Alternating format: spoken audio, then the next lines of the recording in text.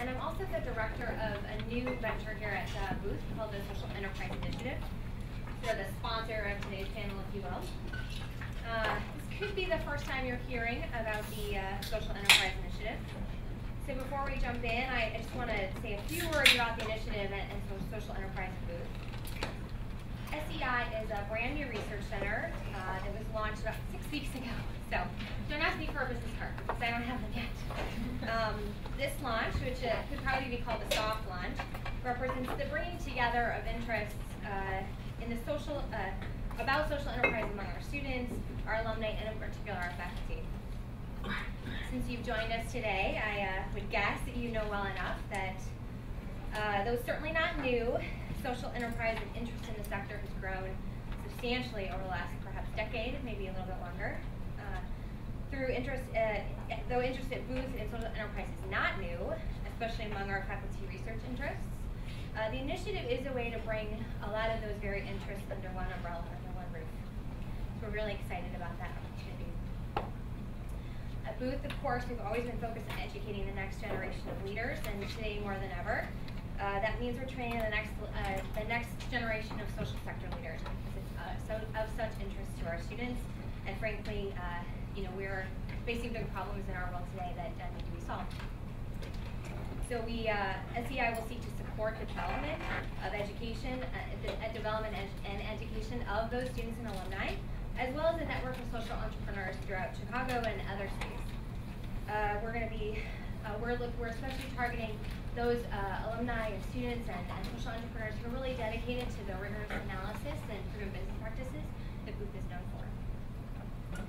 Further, by supporting research of our faculty, leveraging our deep and long-standing understanding of and analysis of organizations, markets, and policy, we hope to better understand the market mechanisms the nonprofit and social within the nonprofit and social sector, and therefore better equip its leaders to solve the world's toughest problems. The establishment of SEI is exciting for Booth. Personally, as an alum, I'm very excited about it.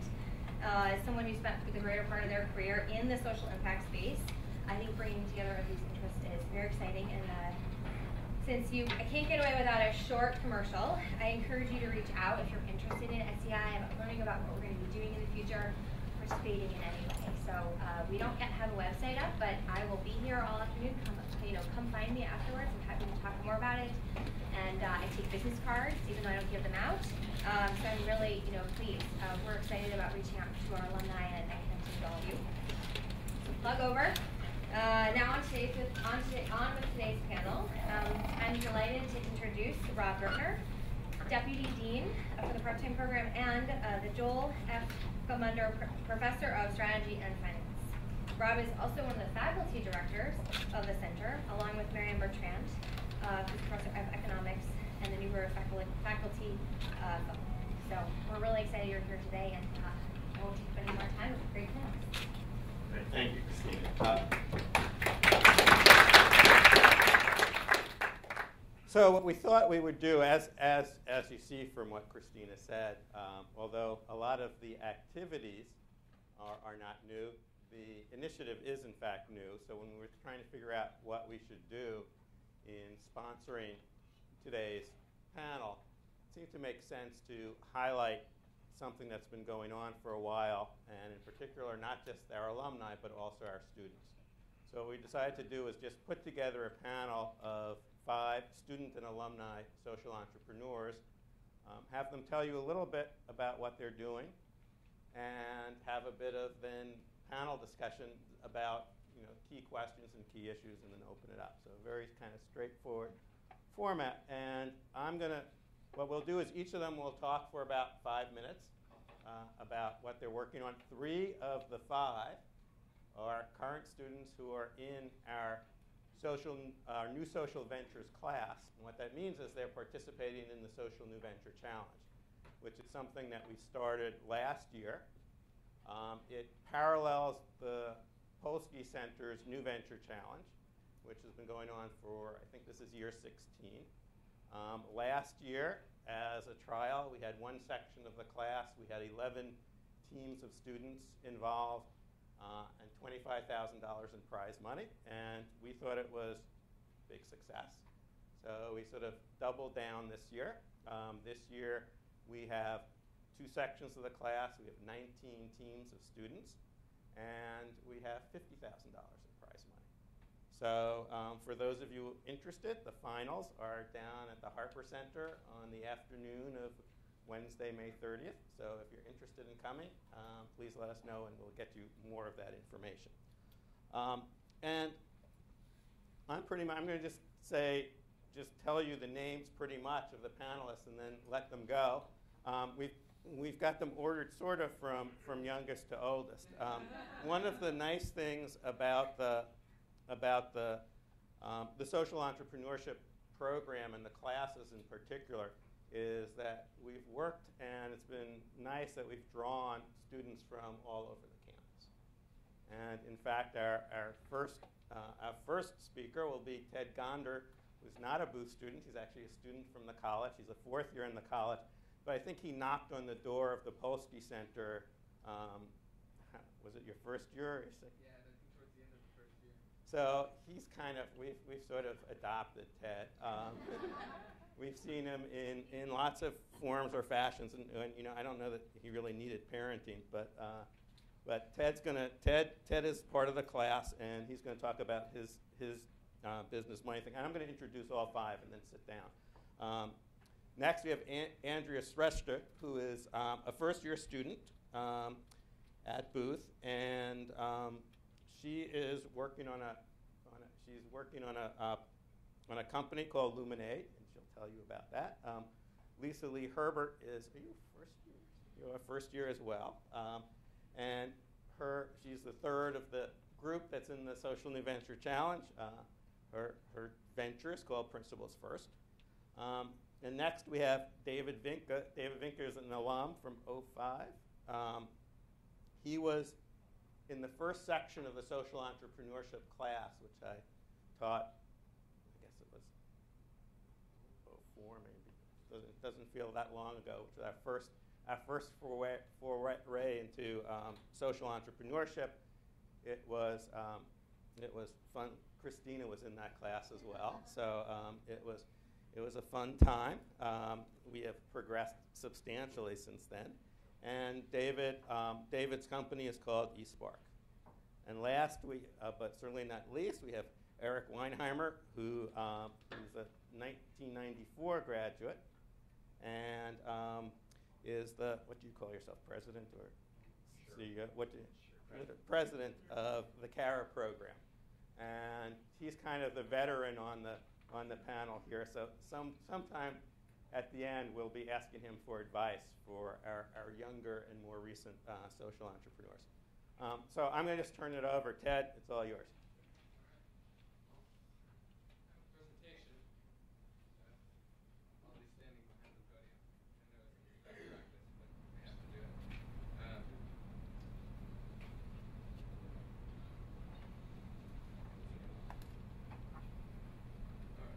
So, hi, I'm Ted. Hi, everybody. As Rob said, as Professor Gardner said, I'm a 4th year in the college and have been working on Moneythink for a while now. So before I sort of get into the story, just up front, this is what Moneythink does. We combine peer mentoring and financial education to expand economic opportunity for urban youth in major cities. Cool. All right, so when I was a freshman, I was in the investment banking club and the economics department at the University of Chicago, and so were most of my best friends. And we noticed that there were a whole lot of other people in the college as well that were interested in these topics.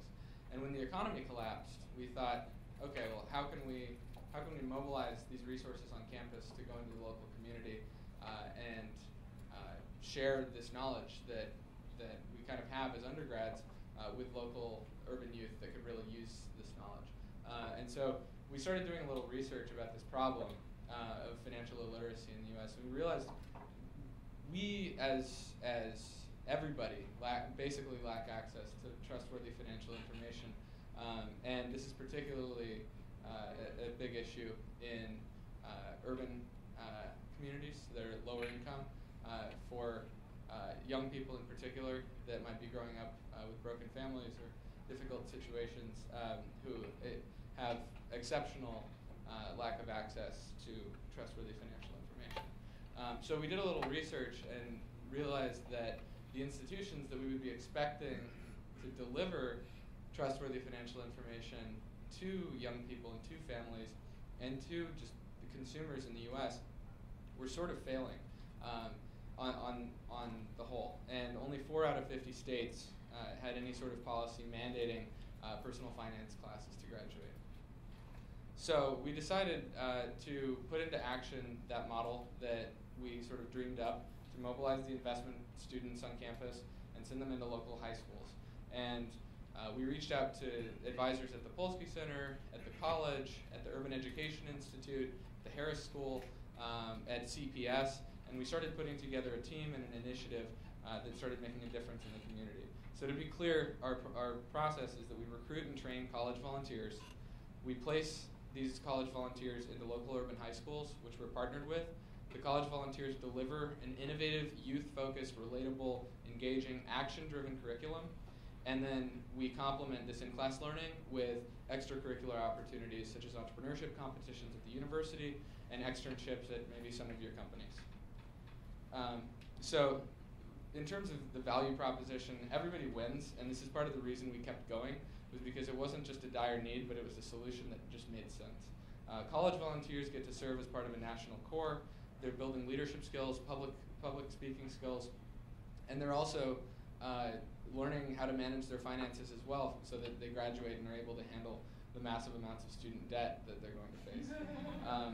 The high school students were winning because they got 1 hour a week where fun, goofy college students were coming in and replacing their boring old teacher and talking about money, music, sports, MTV, the game last night, and weaving it all together for a fun, engaging, personalized lesson. And teachers win because they get extra time. Administrators win because this is a super low-cost program where we're basically supplying them with teachers and an additional curriculum in a very effective way. And schools and districts win because it strengthens relationships with the local community and the university. So what sets us apart is that other programs have sort of a lack of frequency, and this all comes back to trust. So there are a lot of mentorship programs out there that take corporate volunteers or college volunteers or business school volunteers, send them in for sort of one-off volunteer opportunities. And it might be really cool and inspiring for that hour or that day, but what's the follow-up? Our program is 10 weeks long, every single week, same mentors, same classroom, and that can be extended to 20 weeks depending on the classroom. So that's one way we differentiate this relatability and frequency. We make an immediate impact because these high school students, age 16 to 18, have the highest concentration of life-changing financial decisions that they've faced in their entire life. If you actually think through it, I mean, insurance, scholarships, should I go to college? Lack of awareness about how to manage money is a huge thing that influences a lot of these students to dismiss college in the first place because they don't even think it's possible. There are all of these decisions they have to make, and we're catching them right at that time. We're sort of nudging them in the right direction. And then finally, how many universities are there in the US that are in urban centers? We can take this to a massive scale, and with the help of awesome advisors and a very pleased crowd, we decided to do that. So, so far, in 3 years, with under $15,000 and run entirely by student volunteers, we've reached over 2,500 urban high school students. We've operated in 14 cities at 17 university campuses, 32 urban high school partners, and we've trained an army of over 300 college volunteers. So at a certain point, important people started paying attention, and we got in some cool competitions with like Good and the White House more recently, and President Obama decided to recognize our initiative as one of the top 5 social ventures reinventing the American dream for the next generation a couple months ago. And actually yesterday, I was back at the White House meeting with Arnie Duncan to talk about how we can sort of fit this into the context of national education initiatives. So we've learned a lot, but the model we have so far is really consisting of sort of islands of performance, right? We have all of these independent, autonomous, kind of disjointed, self-organized volunteer initiatives on all these various campuses, and we've used Skype calls, we've written an operations guide, we've hosted a bunch of sort of one-on-one meetings whenever we're in the same city, but the movement needs more oversight. In order to deliver high-quality training to our college students, consistent mentoring for our high school students, high-quality relationships with our partner high schools, and in order to really measure the impact, we need more resources. And so what we're trying to build is a system of excellence, moving from islands of performance to a system of excellence, where each urban hub will be fully integrated into this urban ecosystem, where you have 6 universities, each university is working with 5 to 6 local high schools, 15 classrooms, and we're hoping to do this in every urban center in the US, getting to about 8 by 2020. And we think that if we can reach this, then annually by 2020, we'll be putting about 22,000 students in 720 classrooms on 48 campuses in 8 cities across the country per year. And just to put this in perspective, this is about 7% of the urban high school junior and senior population in the entire US. So at this point, if we can do that by 2020, then ideally this could be adopted by the Department of Education or infused into a Teach for America or something like that. Or we could just potentially get public funding and continue to expand it with the processes we've built. So we need money, about $200K. This slide's under development. And we have a really enthusiastic and passionate team. We're sort of reinventing a lot of the culture now that we're building our first full-time office this summer in Chicago, hopefully at the Polsky Center. We have a great board of advisors that's helped us get here. Everybody from Tim Knowles, who heads up the Urban Education Institute, to Stephen Biederman, who's the director of finance at Save the Children, and formerly was the CIO of Chicago Public Schools. And we have a number of partners that have helped us. We incubated at the Kauffman Foundation in Kansas City last summer, and we're really excited and we're really grateful for the progress we've been able to make, and really excited for what we'll be able to do in the next 8 years and beyond that. So that might have gone over a little, but hope you enjoyed. Thank you.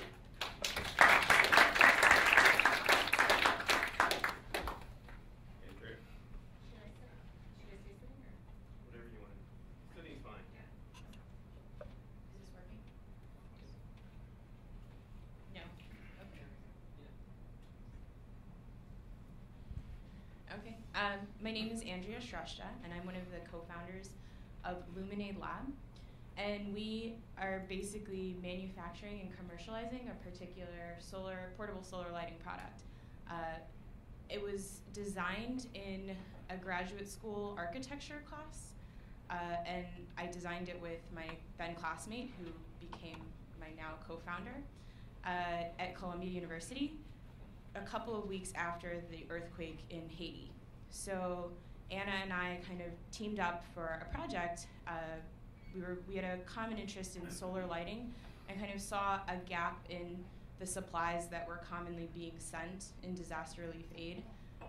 In the context of the news that was coming out of Haiti at the time, where you had the development of tent cities that at night had no lighting infrastructure, and as a result there was incidents of gender-based violence, and especially women and children felt fundamentally unsafe at night.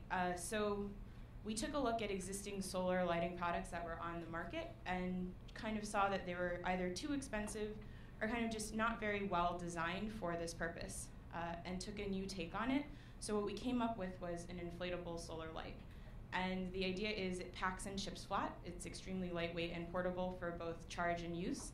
And you inflate the light to diffuse light like a lantern. And it's waterproof and it can float. So I'll do a quick product demonstration.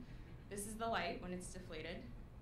And then it has kind of a valve similar to what you would see on a pool toy.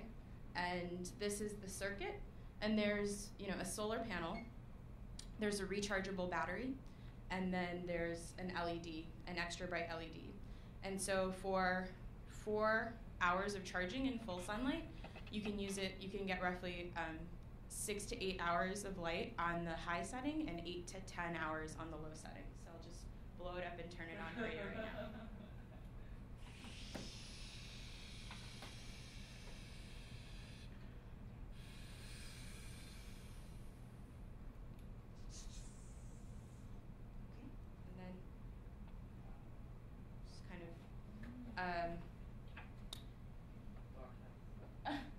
There you go. So we kind of continued to prototype the product during our time in school, and we ended up getting a patent from the tech transfer office at Columbia, and then we kind of kept working on it throughout last summer. This past summer, we officially incorporated our business about a year after the earthquake, in part just to transact the patent. As you can imagine, to architecture students, I don't think anyone starts off architecture school thinking that they're going to start a small business at some point in that process. So we kind of just started from that point, not really knowing what entrepreneurship or small business development entailed. And in November of 2011, last year, we soft launched the product through a crowdfunding campaign. I don't know if some of you all are familiar with websites like Kickstarter. Ours was through a website called Indiegogo.com.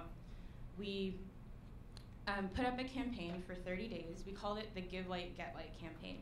And the idea was we wanted to scale up the manufacturing of our next 1,000 lights. And part of that would be to try and pre-sell 500 lights and then match the donation of 500 lights to our nonprofit and NGO partners who are doing kind of different projects in different countries around the world, in part to field test the product. And so we launched this campaign and ended up raising 5 times our goal, and in the process matched 3,000 lights to be donated to NGO and nonprofit partners in more than 12 countries. And Anna and I had a very good idea, I guess, of that picture where we wanted to send lights for people who are in need of a better source of light.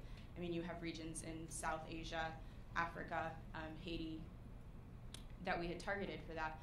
But what we didn't really anticipate is that people in more than 25 different countries actually bought the light for themselves.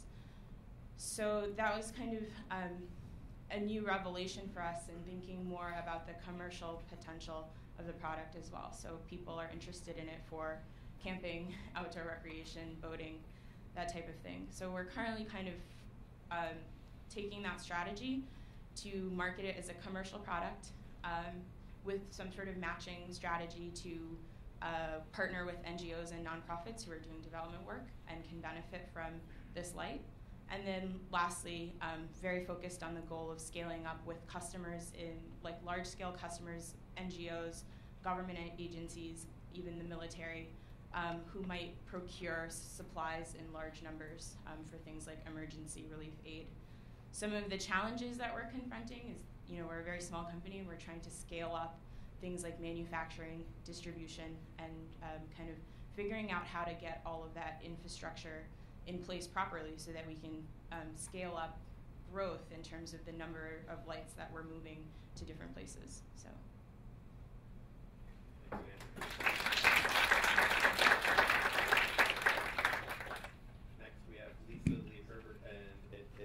Principles first. First principles. First Principles. Hi, everyone. I'm Lisa Lee Herbert. I'm one of the co-founders of First Principles. And before I came to business school, I actually worked in New York City public schools for 6 years. I collaborated with principals to design arts-based programs that reach their curriculum goals for their schools. And in that process, I saw a wide range of management skills. People who had been great instructional leaders but couldn't manage other adults. They just didn't have the skills. And I thought my own nonprofit that I was working with, I had a lot of opportunities to grow and to develop my own leadership potential. And I wanted to see if there was a way to bring that into the schools. So First Principles is designed to give principals in schools the same kind of skills that I think we all have had in our own leadership development. So we're recruiting experienced professionals to act as executive leadership coaches.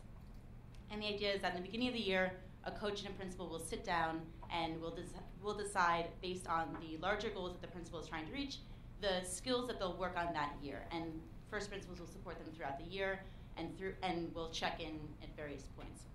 The basic premise is that school leadership matters a lot. Anyone who's been inside of a public school can feel the culture of the school immediately. School leadership, a school leader defines how the culture of the school operates. Great principals recruit and retain great teachers. They build cultures of success, and they also connect with their communities. So school leadership matters a lot, and there's not actually a lot of companies that are out there providing really great leadership development opportunities for these principals. So the coaching also as a model is a very effective means of working. A lot of CEOs hire coaches to work with them. We know that coaching as a model gives you real-time feedback in a way that other kinds of training doesn't. And the pro bono model that we're operating under is effective in a lot of other companies, with Taproot Foundation and with other companies that provide solid programs. We are launching a beta program in 15 schools. We actually have a lot of support already from CPS. The Chief Leadership Officer has indicated that if we are able to prove a successful model with our beta program in 15 schools next year, there won't be a problem securing funding, and we're going to launch a full pilot program, a 2-year pilot program the following year. So we're looking right now, we're building our base of principals. We have 15 principals and 15 coaches on board to start for next year. And with that new information, we'll be launching our full-time program the following school year.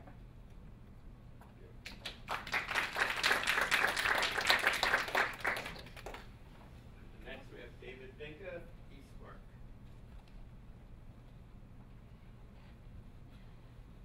So hi everyone, I'm David Binka, the founder and CEO of eSpark Learning.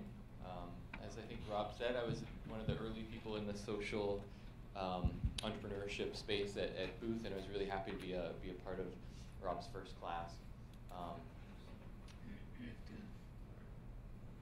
So after graduating in 2005, I spent 4 years as a management consultant, and so I found from that training I can't speak without slides. So without slides, I'm pretty useless.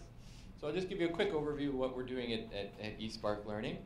Our mission is to make learning personalized and fun for students in kindergarten through 8th grade, so they succeed at school, so they succeed in life. And the problem that we're trying to solve in the classroom for the teacher is really that when a teacher enters a classroom today, it doesn't look that different than it did 100 years ago. It's really quite crazy if you think about the way that a school is structured. And particularly now that we have good assessment data on student performance, the most challenging thing that a teacher faces is one of differentiating instruction. So each student in this class, once you understand their true learning needs from their assessments, has a wide variety of learning needs. You might be a 4th grade teacher, but there are effectively kindergartners in your class that you're supposed to serve, and there's effectively 5th graders in your class. And so this problem of differentiating instructions is really a core problem in facing teachers today. And I'd like to give you a poll. So imagine you're a 4th grader, you've just gotten home from school, and you've got a few hours to kill. You can either play video games and watch TV, option A, or option B, you can do some extra math practice. How many of you, raise your hand if you chose A, the video games and TV? Okay, and how many want to do some extra math? There are a few Chicago Booth professors. It's our view that that choice happens in every single home, and really as a society, we're using the most sophisticated, engaging technology, mostly to entertain and distract our kids. We're not also using it to educate them, and we kind of view that as a tragedy. So there's some good news on that dilemma. The good news is that iPads are entering classrooms at a very fast pace. It's shocking how fast schools are purchasing the devices and dropping them into classrooms. And I think the reason is anyone that's seen a young kid with an iPad knows the special connection that's there, right? The intuitive user interface, the incredible engagement that can happen on these devices. So this is going to solve all of our educational problems, right? Problem solved. Not quite, right? There are a few challenges in using iPads in school. I think if you think about the teacher's perspective of trying to personalize learning for each student in the class, Then you deploy an iPad or a set of iPads in her class. She has this supply side diversity of there's 53,000 educational apps on the platform. So expecting teachers to vet that content and find the right apps for each student is really unrealistic. There's a host of other problems, but we view that as kind of the core problem. And so eSpark is really Pandora for educational apps. Does everyone get that analogy? Yep. Lots of great content out there, right? Lots of crappy content out there. If we can just tag it and understand when the best content is useful to a student and then understand a student's unique learning needs, we can give them the best available content on the marketplace. Really help them grow and succeed at school. So our app is really, like I said, that Pandora. So our iPad app, this is what it looks like. There's a character on the left that needs some help. In order to help that character resolve some conflict, you have to complete 8 learning challenges. And our learning challenges are really directions for students to go experience the best third-party content on the marketplace. And I thought I'd share, so every 8th challenge, we don't send a student out to a third-party app. We ask them to reteach what they learned. So kind of prove to us that you just spent some time and learned the concept. And these videos are recorded on the iPad and sent to their teacher. And I thought I'd give you just a glimpse into what a student video looks like. So I think we need the volume on this. So this is a student that was in the 5th grade in a public school. And based on the data that we had on her, she was performing clearly at the 6th grade level. And so 5th grade level math was going to be a complete waste of her time and her teacher's time. And so with eSpark, she was able to get 6th grade level math, which in this case was statistics and probability.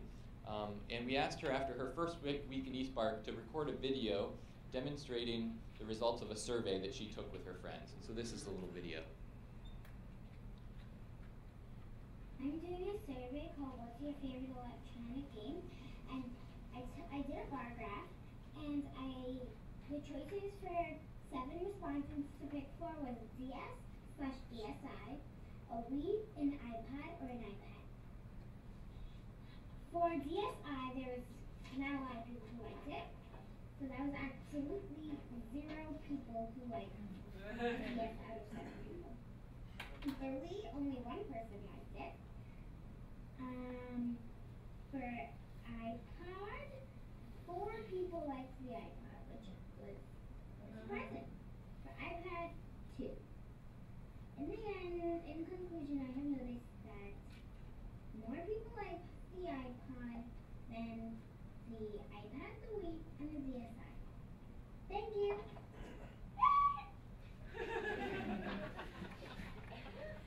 So that's kind of the mastery test in our platform, and the students absolutely love it. It forces them to synthesize their learning in a new way, and it gives their teachers a new lens into what they actually know and what they've mastered and where they're kind of stuck. So we now have 7 different studies, independent studies on a pre- and post-test basis that show eSpark in this program, this approach, helps lift student achievement by 2 to 5 times the normal pace. And all of the tests are done using kind of third-party, credible tests that schools are using anyway. And so we're getting a lot of traction at schools because of that. They're increasingly accountable for student performance, and this is really showing to have a particular effectiveness at doing so. So we started with a charter school here in Chicago, the KIPP charter school, and we've now grown to 28 districts in 7 states. And so we're pretty excited that iPads are entering schools, and it gives us this new platform in which we can help enhance student learning. So that's kind of the eSpark story. Thanks.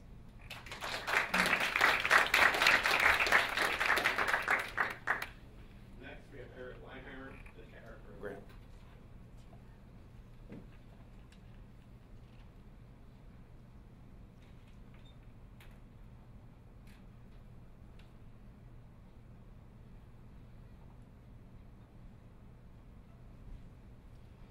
Well, good afternoon, everybody, and thank you for giving me this opportunity to talk to you about the Cara Program and some of the social enterprises that we have started over the past few years.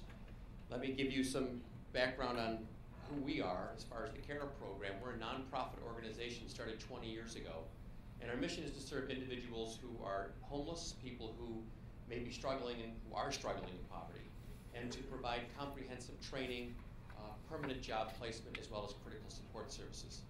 We serve individuals who are primarily from the west and the south side of Chicago, most notably Englewood and Austin are our two greatest communities where we get the most number of referrals. And over 20 years, over the past 20 years, we've developed a very comprehensive, intensive service delivery model. Now, I'm not going to take you through this whole slide here for sake of time, but we reach out to 80 to 100 shelters, community organizations, referral organizations who send us people who are drug-free, mentally stable, ready, willing, and able to work, struggling in poverty. But one of the key issues for the people that we serve is they have to be motivated.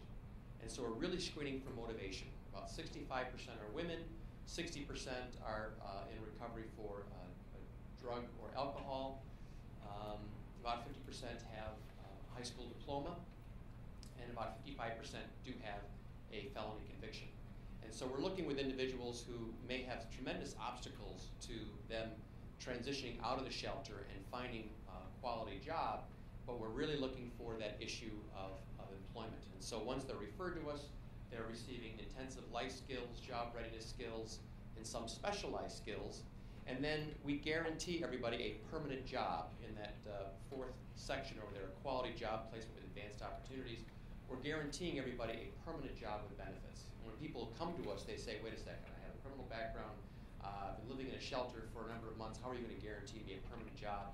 We don't tell them how long it's going to take, because we don't know. And when they have obstacles, they don't have a resume that is impressive, certainly there's gaps in the resume, but we stand by them and we support them until they find a job. On average, it's between 6 to 8 months on average, but for some people, we just placed a woman the other day who had been with us for two full years. And so these are individuals who really are willing to make the sacrifice to be successful. And then that last segment there, you'll see that we provide 1 year of post-employment support for individuals. And we're doing budgeting assistance and helping them with housing and providing housing assistance so they can transition out of the shelter. And so we're really wrapping our arms around individuals, giving them all the services and the support they need to be successful. We're providing transportation, we're providing professional-like attire. They just need to make sure that they have food and shelter, and that they, as I said, they have that desire to succeed in their life. I want to show this slide, though, to emphasize when we're looking at social enterprises, the Cara program had been refining this model for 20 years. Well, really, about 13 years before we started our first social enterprise. And so we had this very strong foundation from which we could build our businesses that could employ and train the people who we were serving. All of us must, I'm sure you're going to look at this wonderful slide and go, ooh and ah, being booth people like you are, the statistics, the metrics. We have, being a Booth grad, two of my colleagues on our leadership team, they're both Booth grads, and we started very early at the Cara program to create this culture of measurement, culture of accountability, of data collection, data integrity, data analysis.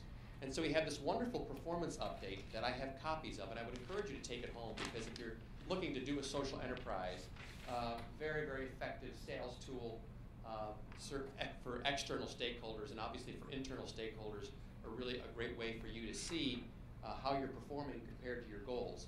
But this is a document that we have developed, and we have published every quarter. And we get such incredible feedback, and quite frankly, we get a lot of money from organizations who see the impact, who see how their dollars are being spent, and seeing the return on those investments. And so this performance update, very, very important.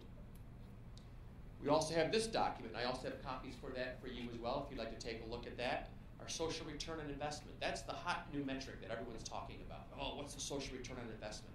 And certainly young philanthropists who are relatively new to this field are being much more demanding. They're being very sophisticated in their in how they analyze the impact of social organizations, social service organizations like ourselves. Now, the problem with social return on investment is very subjective.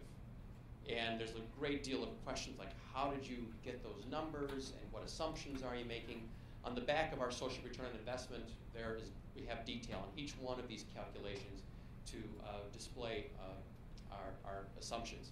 But what we're saying here is for every $1 invested into the Cara program, there's a $5 return to society. And we update that on a yearly basis. In 2005, we received a wonderful gift from Goldman Sachs. They gave us a managing director for 1 year to do whatever we wanted. And we said, boy, we would love for you to start a business for us, help us to start this business. And this gentleman, who's currently on our board, and he's a good friend of mine, he said, you know, have you ever heard of the Doe Fund out in New York, the Men in Blue? And these guys they're cleaning the streets. And so we went out to New York, and we looked at the Doe Fund and kicked the tires, and we said, boy, we can do that here in Chicago. Only we want to make it a little bit different. We want to make it a neighborhood beautification business. And so you can see here, well, I'm going the wrong way here, this service delivery model, this is in the orange section here. So when people are coming to us and they're receiving classroom training and life skills, individuals who have what we call the higher obstacles to employment, individuals who just came out of the prison system, who quite frankly the private sector isn't going to hire. Those are individuals, why they're able to stay with us for 2 years and why we're able to stand by them is because they're working in one of our businesses. And so we started Clean Slate in 2005, and it was started to provide this transitional job, to provide this on-the-job training, this work experience.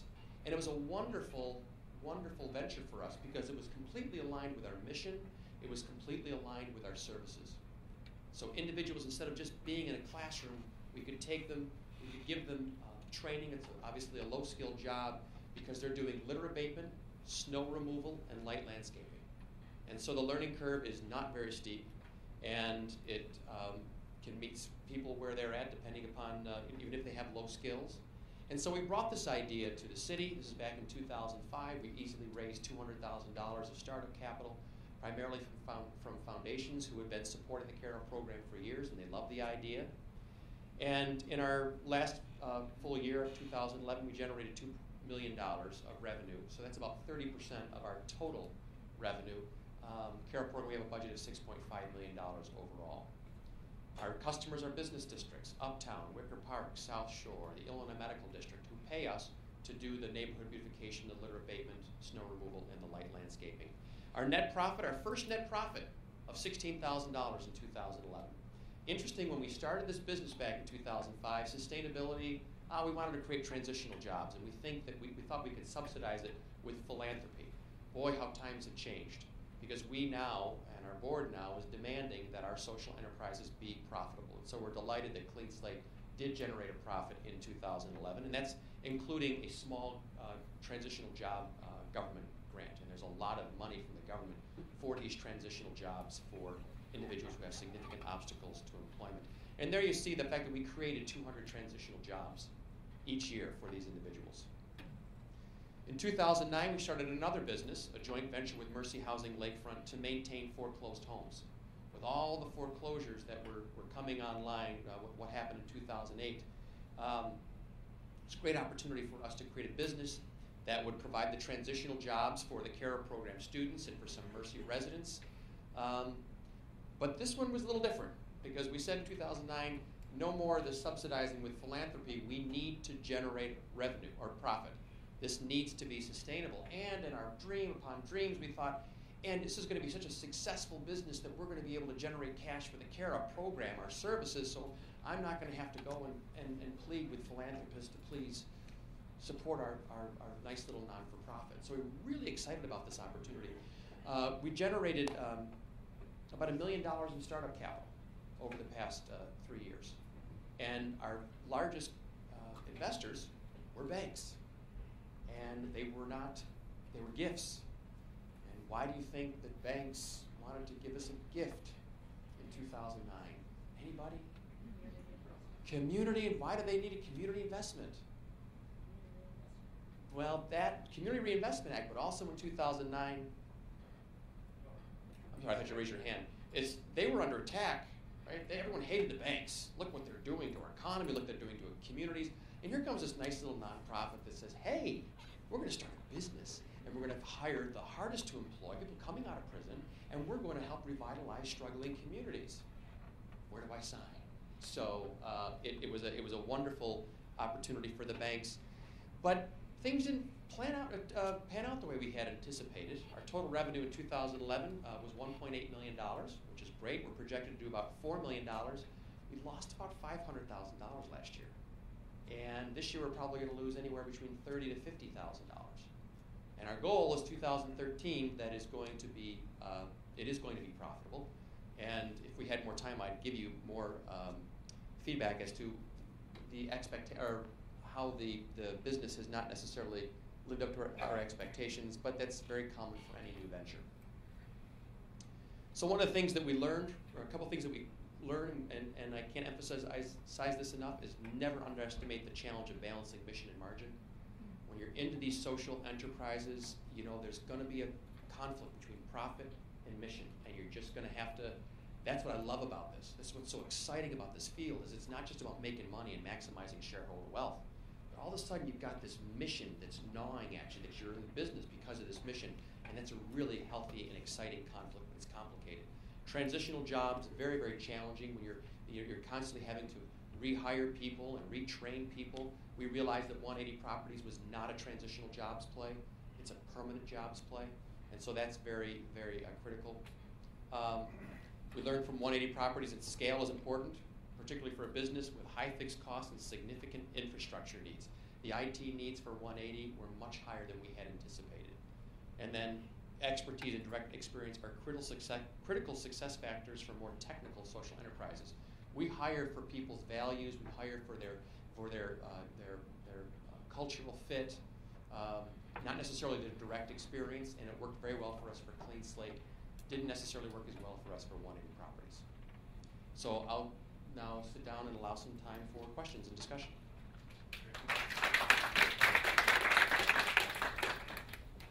I'm going to make one comment and then maybe ask one question and then open it up shortly thereafter. So I think, you know, what's amazing about this group is we see sort of this enormous diversity of business models, right? We see two organizations that the basic structure is a combination of volunteers and philanthropy. We see one with a very modern kind of approach, which is the combination of buy one, give one, and crowdsourcing. We see something that looks probably fairly like a traditional business, and we see a very complicated combination of philanthropy and fee-for-services and maybe even financial investment mixed in. Right? I think, you know, the unifying piece to all this is that, at least the way we like to see it, is that our Booth students and Booth alumni are going to bring sort of a disciplined, business-like approach to whatever they do, and that one can build social enterprises with an enormous variety of kind of organizational structures. To some extent, some people believe that sort of the discipline approach, that, you know, applying business principles requires that you be a for-profit. And I think one thing we see kind of is that that's not really essential, and that you can be a nonprofit and still have that same kind of discipline, and also that you can very much become a self-sustaining enterprise, and there might even be some big advantages. I want to ask the panel, Eric has this wonderful sheet of paper, right, which describes the kind of the impact that the organization's having. And he said that it's an important piece of how he speaks to funders and to others, and it's important to success. So we've got four other teams here with much younger organizations, and I wanted just to ask them about how they think about how they're going to show impact down the road to potential funders and others. So, Ted, why don't we start down your end. So we're a young education organization that's focusing on changing financial behavior. So it's no surprise that a lot of what we're looking at measuring is pretty intractable in the short term. We have a lot of tear-jerking stories that I can share. And that's, in some ways, it's a combination of those and our reach, the ability that we've demonstrated to scale quickly early on and replicate those stories. That's sort of what we're focused on now.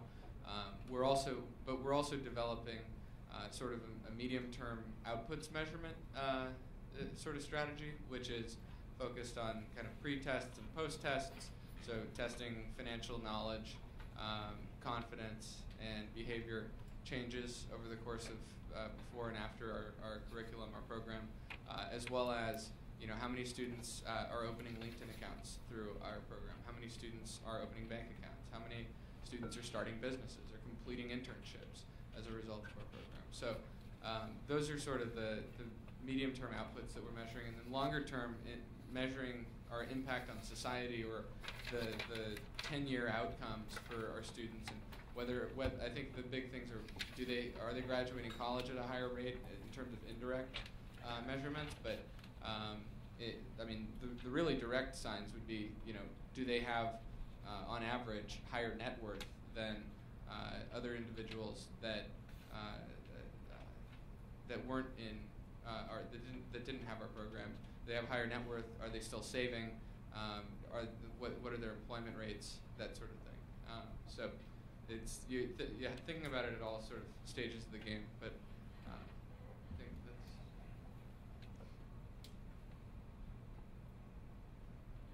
So I think for us, at the most fundamental level, it really is the number of lights that we've gotten out there, even as a commercial product. I guess personally my take is I think all lighting should be solar lighting. So as many kind of conventional battery flashlights and things that we start replacing now and over time, that adds up to something as well, even for people who currently have access to lighting and electricity. But beyond that, I think, and more tied to the design of the product itself, is that we're pursuing this mission of making solar lighting a product that's commonly sent in response to disasters and in emergency aid. Currently, lighting is just not something that's included, and so our take is that solar renewable portable lighting is the solution to that problem. And so we're working to make it kind of as affordable as possible. And what we really want to see happen is that the organizations, government agencies that are common on the ground responders, we want them as our customers. So as many of them as we can convince to buy our product in large numbers, they're the ones that put it on the ground. And so effectively our mission of kind of addressing the commercial need of a company is solved by them buying the product, and then also our mission of trying to help those in need or victims of crisis is also solved in that one step. So we're going to be working with CPS, and the Urban Education Institute has this 5 essentials model where leadership development is actually one of the 5 of the models. So we'll be looking at year to year how the schools that we're working with grow, as well as the Net Promoter Score, would you recommend this to others, and just retention. This is an opt-in program both from coaches and from principals, so retention in the program is a key indicator of success. So we're putting together, as we take on another kind of large round of financing, we're putting together a scorecard, and I love your scorecard, especially the way you made it visual. It kind of looks at the organization from a broad perspective in many metrics like that.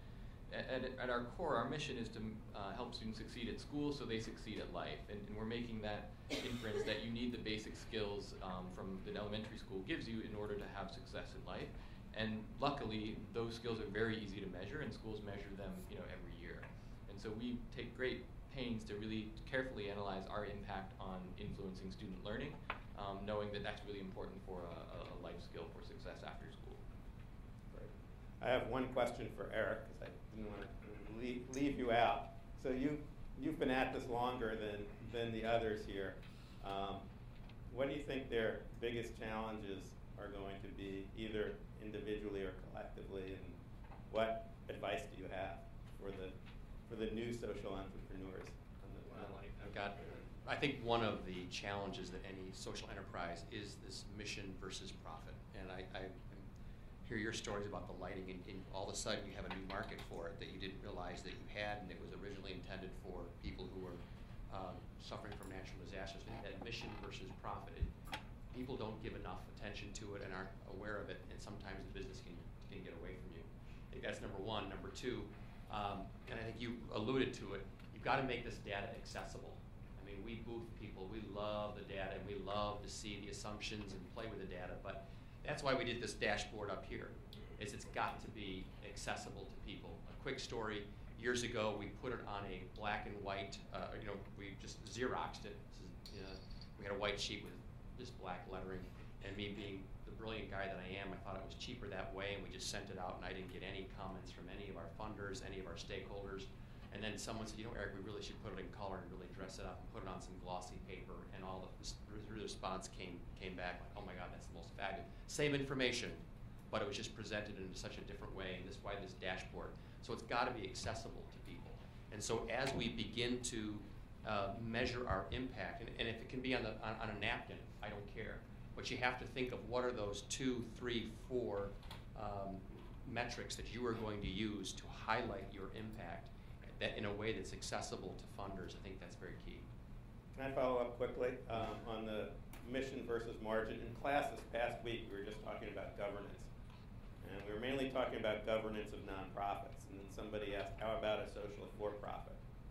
And then I, trying to think fast on my feet, tried to say that, in fact, I thought this decisions about mission versus margin is probably a really right place for conflicts among board members, between management and the board, maybe among senior management. And I was just wondering if you see that and how you try to manage that as an organization and how you try to get alignment between all the various stakeholders. Can I answer that? Yeah, I think that's for you. So, we struggled with that internally with our leadership team, our executive leadership team. And there was a lot of conflict, and there was a lot of tension, and quite frankly, there was a lot of hours spent really figuring out what makes the most sense, and how do we organize this business, and what are we here for. And we made some business decisions. Had a discussion yesterday with a gentleman who's heading up one of our businesses, and we have some people who are Cara graduates who they hired who were underperforming. And a few years ago, it would have been like, hey, let's see how much more we can work with them. And now it's like, they should have been fired 2 months ago, and the business is not going to continue to be viable if we hold on to people who are not pulling their weight. And so my thinking on mission versus profit has definitely evolved. And you need people who are going to, everyone, for example, the board, business people, if you attract business people to your board, they're there because they're imbued by the mission, and they're smart business people. But quite frankly, they're going to take a lot of their cues from you as the executive director, and because they're new to this as well, and you need to educate them, you need to guide them, and you need to make sure they're the right people on your board who can share their wisdom and their experience, but also understand that they're stepping into territory that is unfamiliar to them and that you are the experts. But I think it's so critical to have that management team be on the same page and to minimize the amount of conflict about that mission versus margin. I think that's where it starts, and then it works out from there. Well, I'd like to monopolize questions, but I won't. Why don't we open it up? Questions from the... Question for David. I was reading an article about the Apple ebook layout. How they wanted to get more iPads into schools and so forth, but there were some commentators saying that there are some significant challenges with that, considering the cost of maintaining technology in schools and so forth. How do you think about that? Do you see that as a big challenge for you guys? How is that going to affect adoption? Yeah, there is this mindset that in schools that a teacher's salary, textbooks, pencils, paper, all completely legitimate, invest whatever it takes, right? Software and technology is a tiny investment. I think the typical US student that schools spend less than $100 on curricular software per year, and the typical instructional cost per year per student is $10,000, right? And so you'd think if you have something that's curricular software that's really going to move the needle, there'd be an open budget for it, and there's not. And so there is a mindset that these are not learning tools, and this is not real education, that real education is teachers and pencils and paper and things. So that's certainly shifting, but the mindset really has to move for these tools to be more expansive.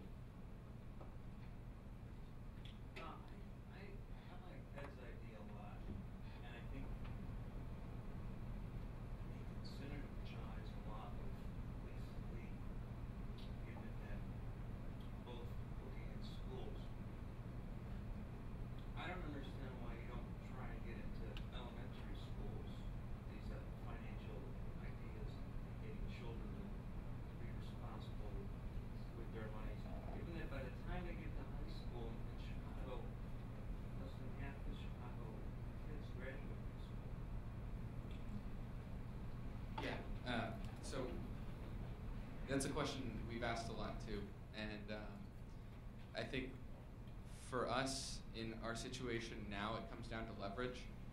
So our main tool is our delivery agent, is the college student, right? And what we found is that college students, if we're able to minimize the age gap between college students and their mentees, we're able to strike a much more effective connection. So that's sort of the first piece. The second piece is that there are a lot of other organizations that are focusing on early childhood, and that what we originally identified was that given sort of low touch, high frequency mentoring sessions that are action focused, if we can nudge a 16 to 18-year-old high school student in the right direction on one or two of these life-changing critical decisions, then that can shape their course. So we're more about sort of pushing them in the right direction on a couple super high impact, high leverage decisions, and having that shift their mindset than entirely reframing the way they think about money from the beginnings of their upbringing. Because there are so many variables that that can happen between age 10 or age 5 and age 18. Typically, students in disadvantaged areas tend to start dropping off and dropping out and decreasing in sort of academic performance measures from age 13, 14 onward. And so those that are left which sounds really sort of rough, but those that are left in 11th and 12th grade are sort of the low-hanging fruit with the highest potential for change. That's sort of how we see it. Question for Ted, Rob, if I could. In terms of sustaining your organization, maybe you've already talked to junior achievement. I know at our company we have about 200 junior achievement volunteers at CDW that spend a lot of time in the Chicago community. But have you tried to approach them, and what was their response? Yeah, so junior achievement has been awesome. We've worked with them in 4 different cities in a partnership capacity. One of our biggest challenges is getting into new schools, and that's part of the reason we need resources to set up actual offices, to have sales staff or business development staff, because college students with 0 sales experience find it very difficult to cold call principals who don't have any time to talk to them, especially to pitch them a new program that's going to take an hour of the school day every week. But junior achievement has these relationships already. And so we've worked with junior achievement at the executive level and also at each regional level to sort of provide warm introductions, and in exchange we teach their curriculum for a year or a semester, and then once that's over we can sort of follow up on that relationship with our own stuff. And, first of all, I gotta say I'm blown away by all of you with what you've all done with limited time and resources. And the one thing that struck me as you're speaking is it seems like very much a marketing approach in that identifying need, coming up with a solution, which is something I don't normally associate with nonprofits. Is that what you're finding? Is that because we've seen examples like Hull House has been around for 100 years, and what they're doing 100 years ago is relevant today, and they're no longer with us. Is that the key to success for nonprofits going forward? And I guess what other concepts from the business world, when you're talking about setting up a sales office and business development, again, not things we normally associate with the nonprofit world, but what are some of the key things from the business side that you've seen that have been most applicable to the nonprofit world? For me specifically? Well, and for anyone, yeah. I'm so glad you brought up the issue of Hull House. When you look at a lot of nonprofits, you have to look at their capital structure. And when they're receiving 80 to 90% of their funding from government, that's really the huge distinction here. We receive 25% of our funding from government, 25% from social enterprise, and 50% from individuals and corporations and foundations. So for a lot of these organizations, quite frankly, social enterprise would not be applicable because of the mindset, because who their primary customer is the government. And so it's these new ventures starting out that do they're not going to be relying overly on government funding. They're going to have to use business disciplines, and quite frankly, I think the young people who are coming into this field now are not the same person who came into the nonprofit field, 20, 30 years ago. I mean, they do understand the importance of business disciplines and applying them, that they do need to come up with a sustainable model. And I think a lot of the higher ed institutions out there are understanding this is a need out there. I mean, look what Booth is doing here. So I think a lot depends on the culture of the organization, how they're funded, to determine whether they can actually attract people with those business disciplines so that they can build a sustainable model. I'd like to add something to that. I'm a Booth alum. My current role at North Park University, I'm the Director of Operations of our School of Business and Nonprofit Management. So we have a program in which those two things are fused together. Hull House, some of their programs, if you will, were picked up by the Albany Park Community Center. The CEO of the Albany Park Community Center is a former McDonald's franchise owner. His focus was turnaround businesses for McDonald's franchises that were not performing very well. He is a strong advocate. He's been sharing that with the fact that business disciplines that are utilized and mastered in for-profit arena are very, very applicable in the nonprofit arena. We have an annual symposium, the Axelson Symposium. This year there's a session in that symposium specifically on that topic. A great deal of nonprofit managers are getting MBAs as opposed to masters in public policy and this, that, and the other, because they see that need as well. I'll take the prerogative of adding a little bit as well. The marketing piece is indeed, I think, really important. I think you find, even trying to give something away these days, with given how much noise there is out there, is a marketing challenge to find somebody who just wants to take something you're giving for free, or certainly if you're giving something below market. So marketing is clearly an important part. But we find kind of, importance of all the things we teach. I think we instill in the students in the new social ventures class very much an approach to kind of building the business model that has the full, and they think about the strategic issues almost very little differently from they would if it was a standard for-profit new venture. We see on the finance side there's some really interesting things going on, and figuring out ways to combine philanthropy and sort of market financial investment, and some really interesting structures out there. Some of the more interesting financial engineering going on is in fact in this space, where they're trying to combine every government program and subsidy and tax benefit and put a layer of philanthropy below some financial investment. And it's really some exciting, interesting stuff. And then, these organizations, to be successful, have to be managed really well.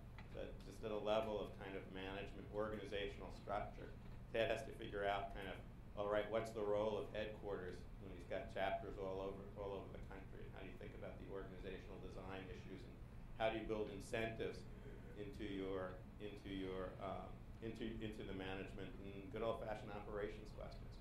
So we really think to run one of these social enterprises, be it for-profit or nonprofit, effectively, they really need the full range of disciplines. And it's kind of why we think, although we don't have a big nonprofit, we don't have any nonprofit management program per se, we actually think Booth is the right place for students who want to be social entrepreneurs to come to school, because in fact that we do such a good job on teaching those underlying disciplines that we are better preparing students for these kinds of careers than we would if we had a large nonprofit management program. I have a question for the three of you at CPS to follow up to yours. I'm familiar with Christopher Kennedy's brand new social entrepreneur venture.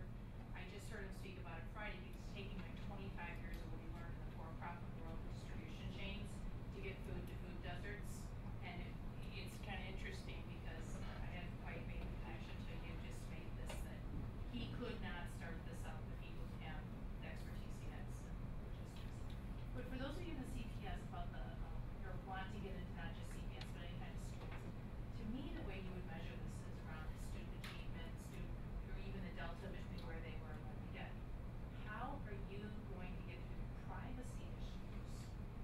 getting the kind of data you need on the students and testing in order to prove how effective. Yeah, that's a great question. It's all, for us, it's all about partnering with the right other organizations that are, so the fact that Urban Education Institute is already in these schools, the 5 Essentials model is really comprehensive. They have, in addition to the grades, they really look at, they have students, teachers, and principals are all each year given all these surveys, parents are surveyed, so there's a lot of data that's already being collected that we wouldn't be able to do on our own because of exactly that with the privacy. So I think that it comes back to the buy-in from the district and really not us coming in as a nonprofit saying we're gonna take the data ourselves, but we're gonna ask you to provide it for us in a confidential way or anonymous for the students, things like that. So that's our strategy of just the right partnerships where we're not directly asking for the confidential information. There's actually a lot of this data publicly available on every school in the state of Illinois. There's a group called Advance Illinois. I don't know if you've heard of it, but if you haven't, I'm the chairman of it, and you and I will talk about it. We're a lobbying organization for students throughout the state of Illinois, and that's our sole function, but there's a tremendous amount of data available school by school on every school in the whole state. And I'll put you in charge or in touch with the CEO that runs it, who's here in Chicago. So. The reason we've asked for that data at a very fine level of detail because we care a lot about measuring our impact. And most schools are fine sending us files. A few of them said we need permission and we need to get parent permission and sign off. And so some of them have actually sent forms home saying we want to share your students' data with this other organization. So we found it actually pretty accessible, much more accessible than we had imagined. But for instance, like Ted, for your venture, I would want to measure those kids in 2, 5, 10 years. Yeah. So they're not alone. I mean, you can't, I'm just guessing you can't put them in your own database to follow them. We could. Nifty does that. It's somewhat successful, but I like their ideas a lot better of finding existing data sources and just working with that through partnerships.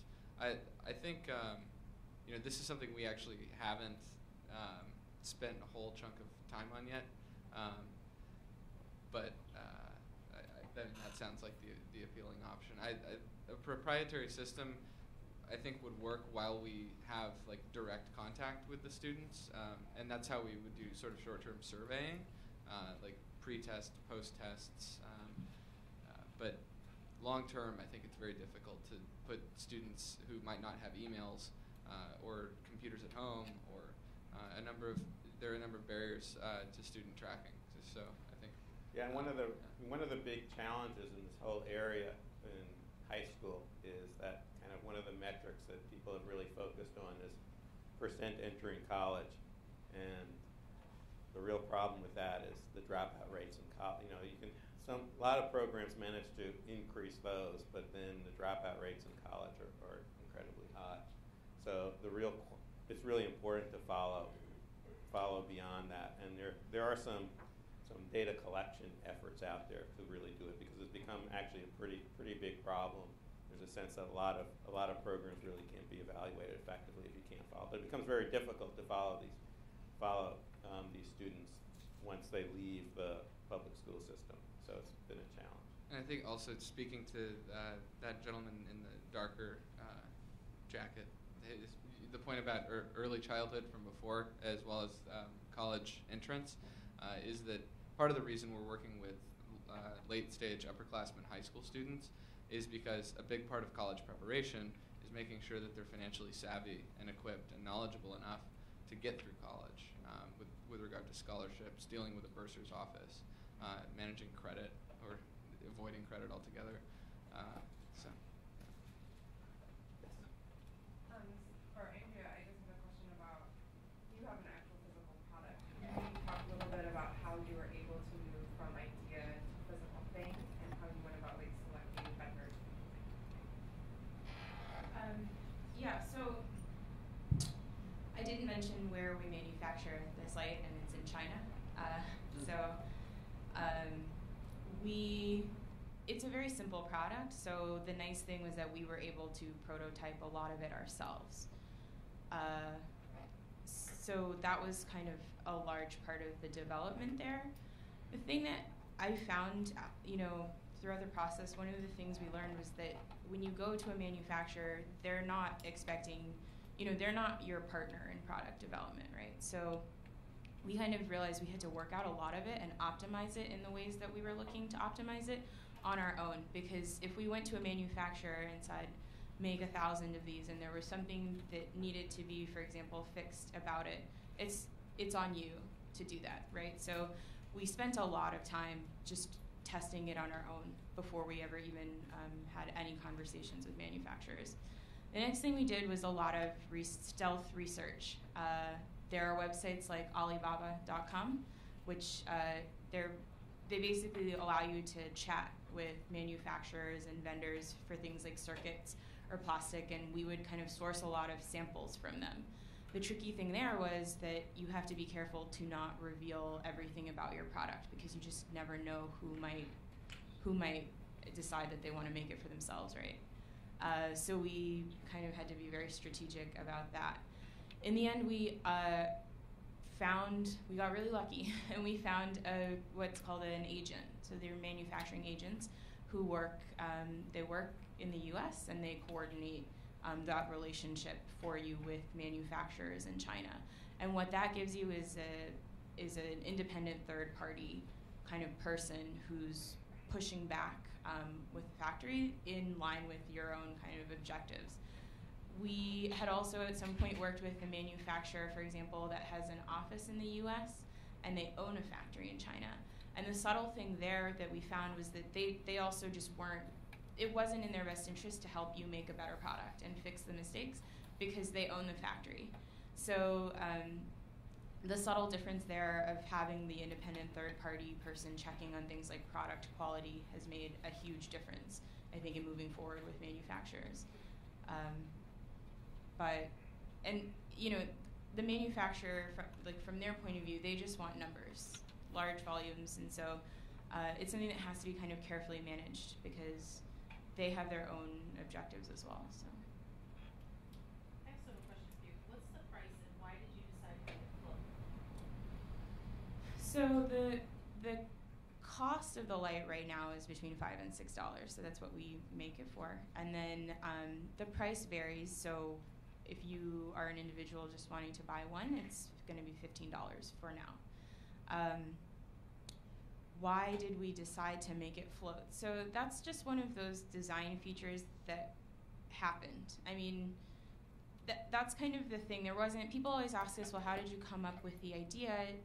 How did that happen? And the answer is, it was literally a 5-minute conversation.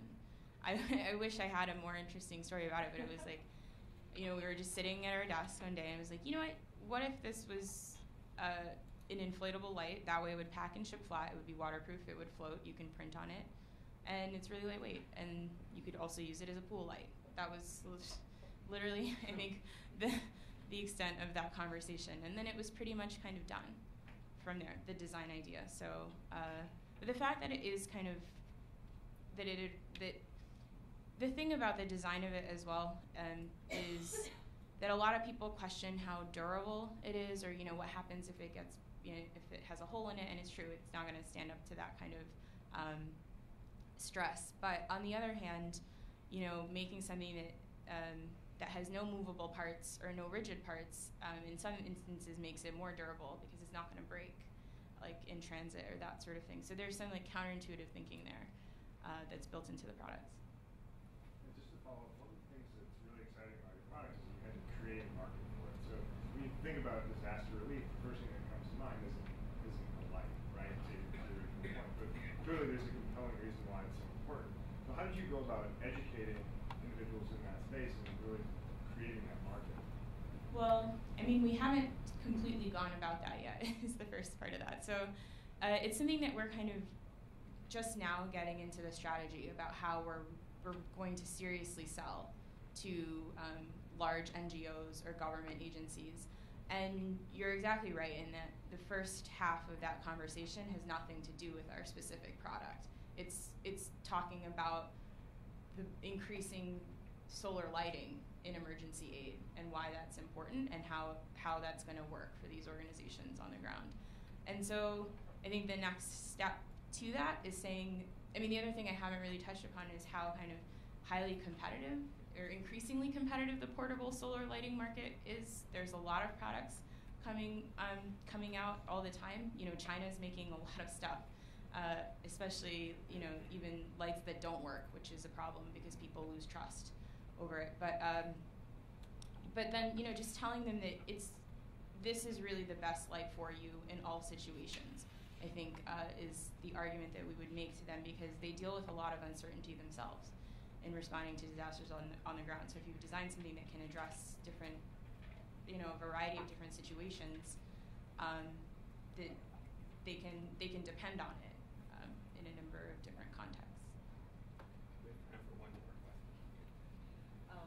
Just to dwell a little bit more on your pricing strategy, how are you able to reach a comfortable position in the sense that being a social venture, you want to make sure you have at least the most possible, you know, largest impact, which means making it affordable to as many people as possible, versus probably you may want to attract investors to help you fund.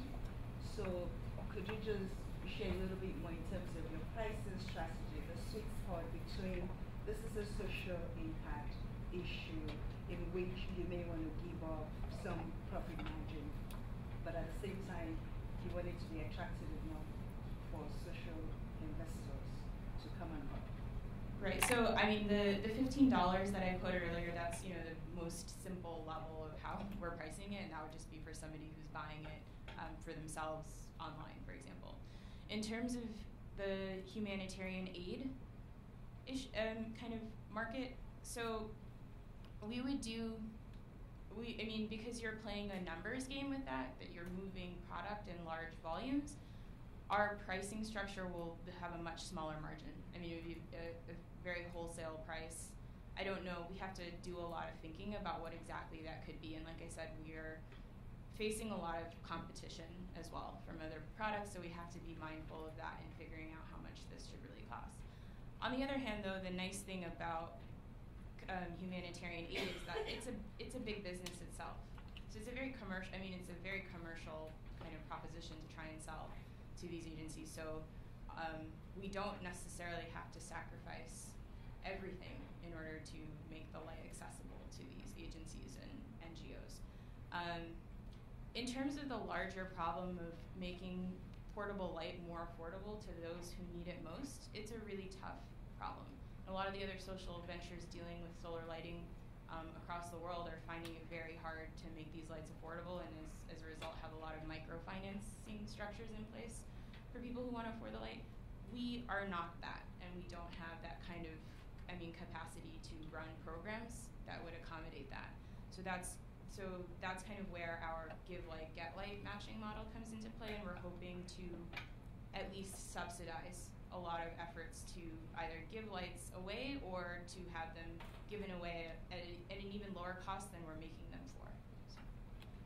So before we thank the panel, I'd like to ask everyone else to ask two things of everybody else. First, please remember to fill out the survey before you leave. And second, I've told the students in the Social New Venture Challenge that they're not allowed to talk about their ventures without asking whoever they're talking to for something. But I think they've been a little bit too polite, so I'll do it for them. So if you want to give them money, that's great. But if you know somebody that might be able to help them, if you've got any kind of connection that would be useful, that would be great. Please, I'm sure they'll be happy to stick around for a little bit and let you know how you can reach them. And beyond that, can you please join me in thanking the panel?